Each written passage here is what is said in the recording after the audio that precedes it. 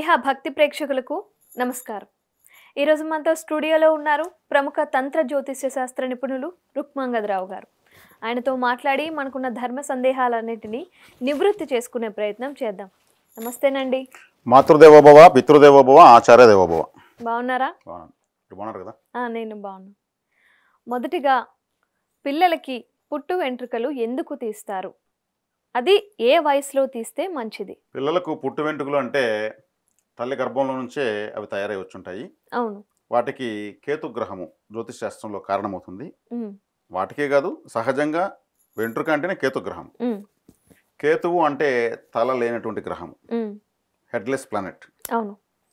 మరి అశ్విని నక్షత్రంతో జ్యోతిష్ శాస్త్రం ప్రారంభమవుతుంది. మేషరాశి అశ్విని నక్షత్రం. మేషము అంటే తల, జ్యోతిష్ శాస్త్రం కాలపురుషునికి తల. ఆ మేషరాశి తల ఏదైతే అవుతుందో ఆ మేషరాశి తల లేనటువంటి గ్రహం కేతు నక్షత్రంతో ప్రారంభమవుతుంది. జ్యోతిష్ శాస్త్రం ప్రారంభమయ్యేదే అశ్విని నక్షత్రంతో. అశ్విని నక్షత్రానికి అధిగ్రహము కేతుగ్రహము. కేతు తలే లేదు. తలే లేని గ్రహంతో తల ఉన్నటువంటి రాశి అయినటువంటి మేషం రాశిలో జ్యోతిష్ శాస్త్రం స్టార్ట్ అవుతుంది. అంటే జ్యోతిష్ శాస్త్రంలో రాహుకేతులదే అగ్ర తాంబూలం. వాళ్లకు నక్షత్రాలు అశ్విని, మక, మూల కేతుగ్రహ నక్షత్రాలు. అదేవిధంగా ఆరుద్ర, స్వాతి, శతభిషం రాహుగ్రహ నక్షత్రాలు. ఈ నక్షత్రాలకు ఈ ప్రతి రాశిలో ఆరుద్ర నక్షత్రానికి మిథున రాశిలో 4 పాదాలు పూర్ణంగా ఉంటాయి. స్వాతి నక్షత్రానికి తులారాశిలో పూర్ణంగా 4 పాదాలు ఉంటాయి. అదేవిధంగా శతభిష నక్షత్రానికి 4 పాదాలు కుంభరాశిలో పూర్ణంగా ఉంటాయి. కేతుగ్రహానికి మేషరాశిలో 4 పాదాలు పూర్ణంగా ఉంటాయి అశ్విని నక్షత్రము. సింహరాశిలో మకా నక్షత్రం 4 పాదాలు పూర్ణంగా ఉంటాయి. ధనుసు రాశిలో మూలా నక్షత్రానికి 4 పాదాలు పూర్ణంగా ఉంటాయి. అంటే ఇక్కడ గురుగ్రహాన్ని తీసుకుంటే నవగ్రహాల్లో గురువుగా కీర్తించబడిన గురువుకు తీసుకుంటే అసంపూర్ణంగా 2 రాశుల్లో ఉన్నాయి, చీల్చబడి ఉన్నాయి. గురువు గ్రహ నక్షత్రాలు పునర్వసు 3 పాదాల మిథునంలో, 1 పాదం కర్కాటకంలో. విశాఖ నక్షత్రం 3 పాదాలు తులారాశిలో, 1 పాదం వృశ్చిక రాశిలో. అదేవిధంగా పూర్వపాద నక్షత్రము 3 పాదాలు కుంభరాశిలో, 1 పాదము మీనరాశిలో ఉన్నాయి. మరి పూర్ణంగా బలాన్ని కలిగినటువంటి గ్రహాలు రాహుకేతువులు. వీటితోనే జ్యోతిష్ శాస్త్రం స్టార్ట్ అవుతుంది. రాహుకేతుల పరిహారంతోనే మానవ జీవనం ప్రారంభమవుతుంది. కేతువు అంటే ఒక తడబాటు, ఒక ఆటంకము. పుట్టుక వెంట్రుకలు తీయకపోతే అసలు బ్రెయిన్ డెవలప్ కాదు. 11వ నెలలోనే తీయాలి పుట్టు వెంట్రుకలు. 11 అంటే దానికి అది ఒక లాభ సంఖ్య, లాభాన్ని సూచిస్తుంది. 11వ నెలలో తీయడం వల్ల, ఆ వెంట్రుకలను ఆటంకం తీయడం వల్ల అప్పుడున్నటువంటి మానసిక స్థితికి అప్పటి నుంచి బిడ్డ యొక్క మానసిక వికాసం పెరుగుతుంది. అంటే కేతును తీశారు, చెవులు కుడతారు కదా, ఆ రంధ్రము అనేది ఏదైనా పడిందంటే రాహువే. అది కేతువుని తీస్తారు, రాహుని పెట్టి ఆభరణాలు ధరిస్తారు. అంటే రాహుకేతువుల యొక్క పరిహారాలతోనే జీవితం స్టార్ట్ అవుతుంది. కాబట్టి మనకు చాలా శక్తివంతమైనవి రాహుకేతువులు. కాబట్టి కేతుగ్రహము యొక్క అంటే ఆటంకాన్ని వెంట్రుకలు తీయడం ద్వారా ఇతనికి జీవితంలో ఎటువంటి ఆటంకాలు రాకూడదు. మరి చెవు పోగులు పెట్టడం వల్ల కూడా మరి శరీరంలో ఎన్నో రుగ్మతలకు ఆ వయసులో తీయడం వల్ల ఎన్నో రుగ్మతలు రావు. అది సైంటిఫిక్గా కూడా ప్రూవ్ అయింది. దీనికి సరైనటువంటి వివరణ, అర్థవంతమైనటువంటి ఒక విశ్లేషణ మన హైందవ ధర్మంలో, మన జ్యోతిష్ శాస్త్రంలో ఉంది. కాబట్టి 11వ నెల తీయడం వల్ల వాళ్ళ యొక్క మానసిక వికాసము విపరీతంగా పెరగడం గమనించారు. అందుకే వేరే నెలలో తీరు. కొంతమంది 3 సంవత్సరాల తర్వాత, 4 సంవత్సరాల తర్వాత తీస్తారు. చాలా పొడవు పెరిగిపోతాయి. కానీ 11వ నెలలో తీయడం చాలా ఉత్తమం. ఇది 11 నెలలకు ముందు అసలు ముట్టుకోకూడదు అంటారు, తీయకూడదు. గురుగారు, మనం ఈ రోజుల్లో చూసుకున్నట్లయితే ఇంటికి ద్వారం అనేది లేకుండా పోతుంది. అంటే ఇప్పుడు ఏంటంటే ఈ పాలరాతి గచ్చులు వేసేసి, ఇలా ఆర్చ్ పెట్టేసి, ఇలా మొత్తం స్ట్రైట్ ఇల్లు బోడిగా ఉండి అసలు ద్వారం అనేది లేకుండా పోతుంది కదా. మరి ద్వారానికి మన ధర్మంలో ఒక ప్రముఖ విశిష్టత అయితే ఉంది, చాలా ప్రాముఖ్యం ఉంది. మరి అలాంటి ద్వారం ఇంటికి లేకపోవడం అనేది మంచి జరుగుతుందంటారా? అంటే శుభ సూచకమా కాదా? పూర్తిగా అశుభ సూచకమే. ద్వారము అంటే ఇక్కడ సింహద్వారము అంటే అన్నిటికన్నా ప్రధానమైనది. సింహము లాంటిది అంటే తలమానికంగా ఉండేది. సింహద్వారాన్ని ఇంటికి ప్రధాన ద్వారంగా పెడతారు. దానికి యూజ్ చేసేటువంటి ఆ వుడ్ కూడా చాలా బలీయంగా పెడతారు. దాని తర్వాత అన్ని ఉపద్వారాలు అంటారు. వంటింట్లోకి వెళ్ళడము, బాత్రూంలోకి వెళ్ళడము, పూజ రూమ్లోకి వెళ్ళడము, బెడ్రూమ్లోకి వెళ్ళడము, ఇంకేదన్నా యూటిలిటీ ప్లేస్లోకి వెళ్ళడము చిన్న చిన్న కర్రలతో చేస్తారు. మరి నడకలన్నీ ఈ ద్వారాల్లోనే జరుగుతుంటాయి. గడపల్లోనే నడకలు జరుగుతూ ఉంటాయి. మరి ఈ నడకలు అస్తవ్యస్తంగా ఉన్నాయంటే ఆ ఇంట్లో అన్ని రకాల పరిస్థితులు అస్తవ్యస్తంగానే ఉంటాయి. పూర్వకాలము ద్వారాలు వరుస క్రమంలో పెట్టేవాళ్ళు. ప్రధాన ద్వారం దగ్గర నిల్చుకుంటే చివరి వరకు నీడ పడేది. అక్కడ వంటింట్లో ఆమె ఆ నీడ చూడగానే ఎవరో వచ్చారని చూస్తుంది. అది ఒక కాలింగ్ బెల్ లాంటిది. ఇప్పుడు అలా కాకుండా మాకు మన సౌకర్యానికంటే జనాలు వాళ్ళ సౌకర్యానికి గడపలు పెడేస్తున్నారు. అంటే వాస్తు శాస్త్రానికి అది మనకు అనుకూలంగా ఉండదు. వాస్తు శాస్త్రానికి అనుగుణంగా మనమే ఉండాలి. ఇప్పుడు ఏదైనా ఒక నదీ తీరం ఉంది, మనం పూజలు చేస్తే నది మన ఇంటికాడికి వస్తుందా? లేదు, మనమే అక్కడికి వెళ్ళాలి. లేదంటే పైప్ లైన్ వేసుకోవాలి. అవును. కాబట్టి ఆ విధంగానే వాస్తు విషయం కూడా ఆలోచించాలి. ఇప్పుడు ఈ ద్వార నిర్ణయాలు అపరిపక్వంగా లేదంటే అపసవ్యంగా పెట్టడం వల్ల లక్ష్మీ కటాక్షం కలగదు. ఇంట్లో ఎవరి మాట ఎవరు వినరు. మరి ఒక వయసు వచ్చిన తర్వాత పిల్లలు ఎందుకు ఈ ప్రేమ వివాహాలు చేసుకుని వెళ్ళిపోతున్నారు? మరి ఆ ద్వారాల్లో శుభస్కరంగా ఎందుకు మంగళకర తోరణాలు పడడం లేదు? ద్వారాల్లో బలం లేకపోతేనే కదా. అంటే ఒక వయసు రాగానే వాళ్ళు ఎదురుస్తున్న పరిస్థితి వస్తుంది కదా. మరి ఈ ద్వారము అనేది చాలా ప్రధానమైనది. మనకు దేవతా ఆలయాలకు వెళ్తే కూడా ద్వార పాలకులు అటువైపు ఇటువైపు ఒకరు ఉంటారు. ద్వారము ఎవరు వస్తున్నారు మంచి చెడ్డ వాళ్ళు డాక్యుమెంట్ వెరిఫికేషన్ చేస్తారు భక్తులు. కాబట్టి ఈ ద్వారం అనేది ఎక్కడ పెట్టుకోవాలనేది చాలా ఇంపార్టెంట్. ఈశాన్యం వైపు పెడుతున్నారు ఎక్కువ మంది. ఈశాన్యం వైపు నడకుండాలని వాస్తుశాస్త్రం చెప్పింది, కానీ గడప పెట్టేస్తున్నారు. గడప వేరు, నడక వేరు. అంటే ఏదో ఒకటి అది నడకపోయినా ద్వారం ఉంటే సరిపోద్ది అన్నట్టుగా ఒక పూర్తిగా ఈశాన్యం వైపు సింహద్వారం నిషిద్ధం. అది పిశాచ స్థానం. ఈశాన్యం అంటే ఈశ్వరుడు ఉంటాడు కదా, మరి పిశాచ స్థానం అంటున్నారు ఏంది అని మీరు అనొచ్చు. ఈశ్వరుడు శ్మశానవాసి. శ్మశానంలో ఏముంటాయి? ఆయనతో కూడా భూత పేత పిశాచాలు ఉంటాయి. మరి ఇక్కడ దిక్పతిగా ఈశాన్యానికి ఈశ్వరుడు వచ్చాడు. ఒక్కొక్క దిక్కుకు ఒక్కొక్క దేవత ఉంటారు. అప్పుడు అక్కడ పెట్టినప్పుడు ఏమవుతుంది? శివుడు ఉంటాడు, పిశాచాలు ఉంటాయి. ఆయన ఎక్కడ ఉంటే అక్కడ ఉంటాయి. అంటే ఈశాన్యం వైపు రవిగ్రహము కేతుగ్రహం కూడా ఉంటారు. నవగ్రహాల్లో నవగ్రహ స్థానాలు తీసుకుంటే రవి కేతు గ్రహాలు ఉంటాయి. రవిగ్రహం over lighting, over heating planet. తెలిసింది అందరికి. ఎండ ఎక్కువైతే ఇంకా మనం తట్టుకోలేము. ఆ సూర్యుడు ఈశాన్యంలో ఉంటాడు. ఎటువైపు చూసుకున్నా ప్రతి కార్నర్లోనూ ఈశాన్యం వైపు, ఆగ్నేయం వైపు, నైరుతి వైపు, వాయువ్యం వైపు సూర్యుడు ఉంటాడు. ఆయన పక్కన కేతు ఉంటాడు.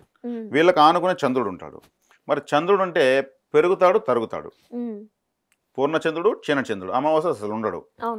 అంటే చంద్రస్థానంలో మనము రవికేతులు చంద్రస్థానానికి అనుసంధానం చేస్తూ ద్వారం పెడుతున్నాము. మరి చంద్రుడికి నిలకడ లేదు. మరి తల లేనటువంటి ప్లానెట్ ఒకటి, నిలకడ లేనటువంటి ప్లానెట్ ఒకటి, over heating, over burning planet ఒకటి, అక్కడ మనం సింహద్వారం పెడుతున్నాం. మరి మనకు ఎందుకు ఆర్థికంగా తీవ్రమైన నష్టాలు పాలైపోతున్నారు, అప్పులు పాలైపోతున్నారు, క్రెడిట్ కార్డులు ఎన్నో ఇప్పుడు అసలు ఒకటి కాదు. మరి డబ్బులు లక్ష్మీదేవి వస్తూ ఉందా పోతా ఉందంటే అక్కడ రావాల్సిన అవసరం ఏముంది? లక్ష్మీదేవికి పిశాచ స్థానంలో పెట్టిన దానివల్ల కుబేర స్థానంలో పెట్టాలి. కుబేర స్థానం అనేది ఎక్కడుంది? చంద్రస్థానం దాటిన తర్వాత బుధ, గురు, శుక్ర గ్రహాలు వస్తాయి. బుధుడు అంటే ఇంటెలిజెన్స్, గురువు అంటే క్యాష్, శుక్రుడు అంటే లగ్జరీ, తెలివితేటలతో డబ్బు సంపాదించుకుంటే లగ్జరీ అనుభవించవచ్చు. మరి తిరుమల తిరుపతి దేవస్థానం తీసుకోవచ్చు, ఏ ప్రధానమైనటువంటి ప్రాచీన ఆలయాలు తీసుకోవచ్చు, కుబేర స్థానంలోనే గడప ఉంటుంది. ఈశాన్యంగా ఎందుకు పెట్టరు వాళ్ళు? ఈశాన్యంగా పెట్టే తెలియకనా? ఆగమ శాస్త్రం ప్రకారం ఆలయాలు అలాగే కడతారు కాబట్టి ఆదరించబడుతున్నాయి. ఒక తమిళనాడులోనే 70,000 ఆలయాలు ఉన్నాయి. మరి వాళ్ళంతా ఎందుకు ఈశాన్యంగా పెట్టలేదు? ఈశాన్యంగా ఈశ్వరుడే కదా ఉన్నాడు. మరి ఈ ద్వార నిర్ణయం అనేది ఒక్కటి వ్యతిరేకంగా చేస్తే ఆ ఇంట్లో అనారోగ్యాలు, అనైక్యతలు, తర్వాత లక్ష్మీ కటాక్షం లేకపోవడము, ఒకరినొకరు లెక్క చేయకపోవడము, ఇంకా ఎన్నో ఇటువంటివే ఉంటాయి. ప్రాచీన కాలంలో మండవా ఇండ్లు ఉంటున్నాయి. కుబేర స్థానంలో ఒక గడప ఉంటుంది. ఇంటికి ఒక పెద్ద ఉంటాడు. ఇంట్లో 50 మంది ఒక పూటకు భోజనం చేస్తుంటారు. ఉమ్మడి కుటుంబాలు ఉంటా ఉన్నాయి. ఒకప్పుడు ఉండేవి ఉమ్మడి కుటుంబాలు. వాళ్ళు ఆ ఊర్లో మేము గర్వంగా ఫీల్ అయ్యేవాళ్ళు. ఉమ్మడి కుటుంబంగా ఉన్నాము, మేము మా ఇంట్లో ఒకసారి కూర్చుంటే బంతిగా 50 మంది తింటామని. ఇప్పుడు ఏమైంది? ఇద్దరు ముగ్గురు వాళ్ళకు కూడా ఐకమత్యం లేదు. గురుగారు, సాయిబాబా దేవుడేనా? సాయిబాబా గుళ్ళని ఏ ఆగమన శాస్త్రాల ప్రకారం కట్టారు? అసలు సాయిబాబా ముస్లిం దేవుడా లేక హిందూ దేవుడా? సాయిబాబా అని ఆయన పుట్టుకతో ముస్లిం. ఆయన ఒక పాడబడ్డ మసీదులో ఉన్నట్టు కూడా మనకు చెప్తానే ఉంటాం, వింటూనే ఉంటాం. ఆయన దేవుడు కాదు, దైవదూత, ఒక అవధూత. మరి సాయిబాబా లాగా ఎంతోమంది మనకు అవధూతలు అవతరించారు ఈ భూమిపైన. మరి రాఘవేంద్ర స్వామి, వివేకానంద స్వామి, రామకృష్ణ పరమహంస, వీళ్ళంతా కూడా అవధూతలే. మరి సాయిబాబా వారిని ఎక్కువ మంది దేవుడిగా భావించి మందిరాలు ఉమ్, కట్టుకుని భజనలు, ఆయనకు సాయి సచ్చరిత్రని అన్నీ కూడా చేసుకుంటున్నారు. అవును. అందులో తప్పేమీ లేదు. మరి ఆయన దేవుడా అని కరెక్ట్గా క్వశ్చన్ వేస్తే ఆయన అవధూత, దైవదూత. జీసస్ క్రైస్ట్ కూడా దేవుని కుమారుడు అంటారు ఆయన్ని, దేవుడు అనరు, కానీ దేవుడిగా భావించి పూజ చేసుకోవడం తప్పులేదు. గొప్ప వాళ్ళని దేవుడిగా భావించడం తప్పు కాదు, తప్పులేదు. అది నేను ఒప్పుకుంటా. కానీ స్ట్రైట్గా దేవుడు అంటే దేవుడు కాదు, ఉమ్, దైవదూత. వాళ్ళు ఆస్తులు సంపాదించుకోవడానికో లేదా ఇంకేదో మెహర్బాన్లు చేయడానికో ఆ అవతారాలు రావు. ఉమ్, వాళ్ళు ప్రపంచానికి ఒక సందేశం ఇవ్వడానికి, జ్ఞానాన్ని పంచడానికి, ఉమ్, ఒక బాధ్యతాయుతమైనటువంటి ఒక దైవ కార్యం నిర్వర్తించడానికి వచ్చేటువంటి జన్మల వాళ్ళవి. ఓకే. ఇక్కడ ఆయన దేవుడు లేదు మనిషి అంటే, దేవుడైతే దేవుడిగా భావించి పూజ చేసుకున్న తప్పులేదు. ఉమ్, మరి ఈ మధ్యలో మేము తర్క మీమాంసాలు పెట్టుకుంటే టైం వేస్ట్ అవుతుంది అంతే. ఆయన స్ట్రైట్గా దైవదూత, దైవ సమానంగా భావించుకొని పూజించుకోవచ్చు. ఉమ్. సింపుల్ ఆన్సర్ సరిపోయింది. ఇంతకు మించినటువంటి క్లారిఫికేషన్ ఏం లేదు. క్లారిఫికేషన్. మరి ముస్లిమా హిందూ అంటే హిందువా? ముస్లింగా పుట్టాడు. ఆ, మరి హిందూ ముస్లిం బాయ్ బాయ్ అన్నారు కదా, మన హిందువులు ఆదరించారు, ఆయన ముస్లిం అనుకుని ద్వేషించలేదు కదా. మరి మా ముస్లిం ఎందుకు పూజిస్తారనేసి ముస్లింస్ అన్న గొడవకు వచ్చారా? లేదు. చక్కగా ఆయన ఒక జ్ఞానం చూసి హిందువులే ఆదరించి ఎత్తున పెట్టుకున్నారు. ఇది సమస్య కాదు, చర్చలకు తావిచ్చింది అంతే. చర్చలకు తావిచ్చేలా చేశారు. మరి ముస్లిమ్స్ పూజిస్తారా సాయిబాబాని? వాళ్ళు పూజించకపోతే వచ్చే నష్టం లేదు. పూజించుకుంటే వాళ్ళకు తృప్తి కలిగితే పూజించుకుంటారు, నమ్మకమే. అంటే మీరు చెప్పినట్టు ముస్లిమ్స్లో పుట్టారు అని మీరు అంటున్నారు కదా, మరి అలాంటప్పుడు వాళ్ళు ఎందుకు పూజించలేదు? ఆయన ఒక దైవదూత అనుకుని వాళ్ళు ఎందుకు పూజించలేదు? మన వాళ్ళు ఎందుకు పూజించారు? వాళ్ళు వాళ్ళ మత ధర్మాలు కొన్ని ఉన్నాయి, ఖురాన్ ధర్మాలు, వాటిని పాటించుకుంటున్నారు. వాళ్ళకి పాటించడానికి వాళ్ళకి ఒక మతము, ఒక ధర్మము, ఒక పవిత్ర గ్రంథం ఉంది. మరి అదే చాలనుకున్నారు వాళ్ళు, అంతే. అంతేగాని ఈయన హిందువుగా మారిపోయాడు, ఈయన మనం విస్మరిద్దామనే కానీ ఆయనకు వ్యతిరేకంగా ప్రచారాలు చేయడం కానీ చెప్పడం కానీ ఏం చేయలేదు వాళ్ళు. వాళ్ళు కూడా ఆమోదించినట్టే సాయిబాబాను గొప్ప వ్యక్తిగా. మరి మన వాళ్ళు గొప్ప గురువుగా, అవధూతగా, దైవంగా భావించి పూజించుకుంటున్నారు. అవును, దాంట్లో తప్పు లేదు. ఓకే. నమ్మిన సిద్ధాంతాన్ని ఆచరణలో పెట్టడం తప్పులేదు. ఓకే. ఆయన గురువుగా ఆమోదించిన తర్వాత గురు సాక్షాత్ పరబ్రహ్మ అన్నారు కదా, సాక్షాత్ పరబ్రహ్మ. సరే, అందులో తప్పేముంది? తప్పేం లేదు. సరే, మీరు చెప్పింది బాగానే ఉంది. మరి ఇప్పుడు ఏ గుడి కట్టాలన్నా, ఇప్పుడు మన దేవాలయాలు ఏవి చూసుకున్నా ఆగమన శాస్త్రాల ప్రకారమే కడతారు. మరి ఇప్పుడు షిరిడి చూసుకున్నట్టయితే ఏ ఆగమన శాస్త్రం ప్రకారం కట్టారు ఆ గుడిని? సౌరమానము, గురుమానము, చాంద్రమానం అని 3 ఉన్నాయి జ్యోతిషంలో. సౌరమానము దక్షిణ భారతదేశం ఆచరిస్తుంది. మన ఆంధ్ర ప్రాంతం నుంచి ఇటువైపు చాంద్రమానాన్ని ఆచరిస్తారు. ఉత్తర భారతదేశం గురుమానాన్ని ఆచరిస్తారు. సౌరమానము అంటే సూర్య సిద్ధాంతం ప్రకారం జ్యోతిషాన్ని గణిస్తారు. చాంద్రమానం అంటే చంద్ర సిద్ధాంతం ప్రకారం చేస్తారు. గురుమానం అంటే గురువుని ఆధారంగా తీసుకుని వాళ్ళు ఆచరిస్తారు. కానీ ఇక్కడ సౌరమానమే కరెక్టు, కానీ వాళ్ళు ఆచరించుకునే విధానం ఏది? గురుమానము. ఈ మధ్యలో వాళ్ళు చంద్రమానము, అక్కడ వాళ్ళు సౌరమానము.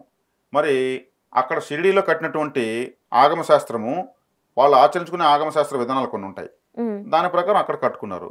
దక్షిణ భారతదేశంలో ఒక విధమైనటువంటి ఆలయ నిర్మాణాలు, గోపురాలు కనిపిస్తాయి. ఉత్తర భారతదేశంలో ఇదే గోపుర నిర్మాణాలు కనిపించవు. కాబట్టి ప్రాంతాల బట్టి వాళ్ళ యొక్క శాస్త్రాలు, ధర్మాలు మారి ఉంటాయి. అక్కడ వాళ్ళకు ఇప్పుడు చైనాలో కప్పలు తింటారు, ఇక్కడ కోళ్ళు తింటారు. అక్కడికి అది కరెక్ట్, ఇక్కడికి ఇది కరెక్టు. కాబట్టి ఉత్తర భారతదేశంలో షిరిడీ ప్రాంతంలో ఉన్నటువంటి ఆగమ శాస్త్ర విధానాల ప్రకారం అక్కడ ఆలయం కట్టారు. ఇక్కడ మనకు దక్షిణ భారతదేశ విధానాన్ని వాళ్ళు ఆచరించాలని అవసరం లేదు కదా. మన దక్షిణ భారతాన్ని ఇటువైపు ఉండే ఆచారాలు ఆచరించాల్సిన అవసరం లేదు. కానీ చాలా మంది అంటుంది ఏంటంటే అక్కడ కూడా ఎలాంటి ఆగమ శాస్త్రం లేకుండానే సాయిబాబా గుడి కట్టారు అని అంటున్నారు. అది నేను అడిగే ప్రశ్న. ఎలాంటి ఆగమ శాస్త్రం లేదు అని అంటున్నారంటే దాన్ని మనము ఏ విధానం అని మనం పరిశీలించే స్థాయి మనకుంది? అసలు వాళ్ళు కట్టారు, బాగానే ఉంది మీరు అంటున్నారు, ఇంకా దాన్ని వాళ్ళు ఏ విధానము అంటే వాళ్ళు ఏ ఫార్మాట్ అవలంబించారనేది అయితే నాకైతే తెలియదు, క్లియర్గా చెప్తున్నాను. కానీ వాళ్ళు సాయిబాబా గుడి అంటే ఇలా ఉండాలని ఒక మోడల్ అయితే తయారు చేసి అనిపిస్తుంది. ఎక్కడైనా సాయిబాబా గుడి చూడగానే ఆ గోపురం చూసి చెప్పేయచ్చు, సబ్కా మాలిక్ ఏక్ అనేటువంటి సింబల్స్ ఉండడం, ఆ గోపుర నిర్మాణం వేరే గోపుర ఆలయ నిర్మాణాలకు భిన్నంగా చూడడానికి ఒక సింబాలిజం కనిపించేలాగా వాళ్ళు డిజైన్ చేసుకున్నారు. అది మాత్రం అర్థమవుతుంది. ఆ విధానం అనుసరించి ఎక్కడ సాయిబాబా గుడి కట్టినా అలాంటి రూపాలని పెడుతూ వస్తున్నారు. అంటే ఒక చిహ్నం ఇలా ఉంటుంది. ఇప్పుడు మనకు ప్రపంచంలో అన్ని ఫ్లాగ్స్ పెడితే మనం ఇండియా ఫ్లాగ్ని వెంటనే కనిపెడతాం. అవును, అది మనకు తెలుసు, మన ఫ్లాగ్ కాబట్టి. అలా సాయిబాబా గుడి కూడా మందిరం కూడా అలా వాళ్ళు డిజైన్ చేశారు. అలా వాళ్ళు చేయడం కూడా కరెక్టే. ఎందుకంటే ఈ ఆలయం ఇలా, పలానా స్వామికి ఆలయం ఇలా ఉంటుంది అని ఎవరైనా గుర్తుపట్టడానికి, ఎక్కడ కట్టినా ఒక యూనిఫామ్గా, ఒక ట్రేడ్ మార్క్గా, ఒక బ్రాండింగ్గా ఉండడానికి చెప్పుకోవచ్చు. కాబట్టి అక్కడ ఏ శాస్త్రం ప్రకారం, ఏ ఆగమ శాస్త్రంలో ఏ విధానం అనేది మనకు ఇంపార్టెంట్ కాదు. కానీ ఒక ప్రత్యేకతంగా వాళ్ళు ఆలయ నిర్మాణాలు ఒక డిజైన్. ఇప్పుడు ఎస్బీఐ బ్యాంక్ ఉంది. ఎస్బీఐ బ్యాంక్ అంటే లోగో ఎలా ఉంటుంది, బ్లూ కలర్లో ఉంటుంది, ఆ సింబల్స్ అంతా అలాగే ఉంటాయి. ప్రతి బ్యాంక్కి ఒక డిజైన్ ఎలా ఉంటుందో ఇట్లా కూడా సాయిబాబాకు ఒక డిజైన్ తీసుకున్నారు. ఆ డిజైన్ని వాళ్ళు అమలు చేస్తున్నారు. ఓకే, సరే సరే. సాయిబాబా తన కడుపులో పేగులు తీసి తనే శుభ్రం చేసుకునేవారు, నోట్లోంచి లింగాలు తీసేవారు, కాళ్ళలోంచి వాటర్ బయటకు వచ్చేది అని ఇవన్నీ మనం చూస్తూనే ఉన్నాం, చిన్నప్పటి నుంచి చూస్తూనే ఉన్నాం, సినిమాల్లో చూస్తూనే ఉన్నాం, పుస్తకాల్లో కూడా అబ్బాయి రాశారు. మరి దీన్ని మీరేమంటారు? అంటే ఇదే పని ఎవరో మామూలుగా కొందరు స్వాములు ఇలాంటి వాళ్ళు చేస్తే బూటకపు మనుషులు, బూటకపు స్వాములు అని అంటారు. మరి అదే పని సాయిబాబా చేస్తే దేవుడు అని ఎందుకు అన్నారు? ఇక్కడ ఆయన ఒక హఠయోగి. హఠయోగము అంటే ఖండయోగమని, హఠయోగమని ఇట్లా యోగాలు ఉన్నాయి. ఖండయోగం అంటే చేతులు కాళ్ళన్నీ విడిపోవడం, మళ్ళీ వచ్చి అతుక్కోవడము. హఠయోగులు ఎక్కువగా ఈ ఖండయోగం, హఠయోగం తెలిసిన వాళ్ళు ఎక్కువగా హిమాలయ ప్రాంతాలు, భీకరమైన అటవీ ప్రాంతాల్లో, నిర్జన ప్రదేశాల్లో ఉంటారు. వాళ్ళు ఎవరైనా సామాన్య ప్రజలు కానీ వెళ్తే ఒక్కసారి కానీ విడిపడిపోయేసి అదృశ్యమైపోతారు. మళ్ళీ ఎక్కడో పోయి మళ్ళీ కలుసుకుని వెళ్ళగలుగుతారు. అది ఒక గొప్ప సాధన, అది మహాదైవికమైన సాధన. ఇప్పుడు ఈ హఠయోగంలో భాగంగా ఆయన పేగులను తీసి, అది వస్త్ర దౌతి అంటారు యాక్చువల్గా. అది వస్త్ర దౌతి అంటే ఒక వస్త్రాన్ని ఇలా పుడిలాగా తిప్పి నోట్లో మొత్తం దూర్చేస్తారు. తూర్చి చివరి కొన మాత్రం పట్టుకుని దాన్ని ఇలా తిప్పుతా ఉంటే లోపల కడుపు అంతా తిరుగుతుంది. ఆ వస్త్రం పుర్లు తిరిగి ఆ కడుపులో ఉన్నటువంటి కఫము అంతా కూడా ఆ వస్త్రానికి అతుక్కుంటుంది. అప్పుడు దాన్ని తీసేస్తారు. తీసేయడం వల్ల కడుపు శుభ్రం అయిపోతుంది. తీసి ఆ వస్త్రాన్ని కడిగేస్తాడు. ఆయన చేసింది అదే, పేగులు తీయలేదు ఆయన. వస్త్ర దౌతి అంటారు దాన్ని. వస్త్ర దౌతి అంటే ఒక వస్త్రాన్ని, శుభ్రంగా ఉన్న వస్త్రాన్ని, పొడి వస్త్రాన్ని ఒక వత్తిలాగా వేడి దాన్ని మెల్లగా లోపలికి మెల్లగా వదులుతారు. వదిలి ఇలా తిప్పడం వల్ల రౌండ్గా తిరుగుతుంది వస్త్రం. తిరిగినప్పుడు ఏమవుతుంది, వాతము, పిత్తము, కఫము అన్నీ కూడా ఆ వస్త్రానికి అతుక్కుంటాయి. అప్పుడు కడుపుని ఇప్పుడు వింబారేసి మనం పాత్రలు కడతాం, తలతల మెరుస్తుంది. లోపల ఏ బారేయాలి? వస్త్ర దౌతి చేస్తారు. కాబట్టి దాన్ని ఆయన బయట తీస్తుంటే పేగులు బయట తీశాడు, అవన్నీ అతుక్కుని వస్తాయి కాబట్టి. పేగులను ఆయన తీయలేదు, వస్త్ర దౌతి చేశాడు. ఇది తెలియకుండా ఆయన కడుపులో పేగులు బయట తీసాడు అంటారు. అది చూశారు కాబట్టి అలా చెప్పారు. ఇది హఠయోగుల వల్లే అవుతుంది. ఖండయోగులు అంటే వాళ్ళు విడిపోగలరు, అతుక్కోగలరు. ఆ స్థాయి సాధన వాళ్ళు చేసుకుంటారు. ఇది నమ్మము అని ఎవరిని అంటా ఉంటే చూడలేదు కాబట్టి నమ్మరు. నమ్మకపోవడంలో తప్పేం లేదు. వాళ్ళు నమ్మకం లేదు, నమ్మలేదు. అదేవిధంగా ఈ హఠయోగులు ఒక బాక్స్లో వాళ్ళని పెట్టేసి మూత వేసేసి బేగాలు వేసేసి 6 నెలల తర్వాత ఓపెన్ చేసి మళ్ళీ పైకి లేస్తారు. అంత శక్తి వాళ్ళకు ఉంటుంది. అంత దైవశక్తి, అంత కాస్మిక్ ఎనర్జీ వాళ్ళు సంపాదించుకుంటారు. ఇవన్నీ మహత్యాలు అని అంటారు. వీటి వెనక విశేషమైన కృషి, సాధన, జన్మజన్మల సుకృతము, జన్మజన్మల కృషి, సాధన కూడా ఉంటాయి. ఒక జన్మతో రాదేవి. కాబట్టి ఇది సాయిబాబా గారు చేయడంలో అంతరార్థము. ఆయన పరిపూర్ణంగా విద్యను అభ్యసించి చేశాడు. పరిపూర్ణంగా అభ్యసించకుండా అప్పుడప్పుడు కొన్ని గారడీల్లాగా, కొన్ని విన్యాసాల్లాగా చేసేవాళ్ళు దొంగ స్వాములని, ఫేక్ బాబాలని ముద్రపడతారు. మరి ఆయన అలా పడలేదు. ఆయన చేసిన దాంట్లో ప్రత్యక్షంగా చూపించాడు, ఎంతోమందిని ఆదరించాడు, ప్రేమను చూపించాడు, మంచి బోధించాడు. కాబట్టి ఆయన అందరూ ఆమోదించారు. ఆయనకు ఆ స్థాయిలో చేసిన వాళ్ళు ఎవరు లేరు. బ్రహ్మం గారు చేశారు, మరి ఆయన్ని ఆమోదించారు. సిద్ధయ్య చేశారు, ఆయన్ని ఆమోదించారు.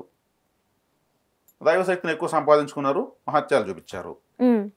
కానీ వాటితో డబ్బులు సంపాదించుకోలేదే. నేను ఇలా చేశాను, డబ్బు ఎప్పుడు సంపాదించుకోదు.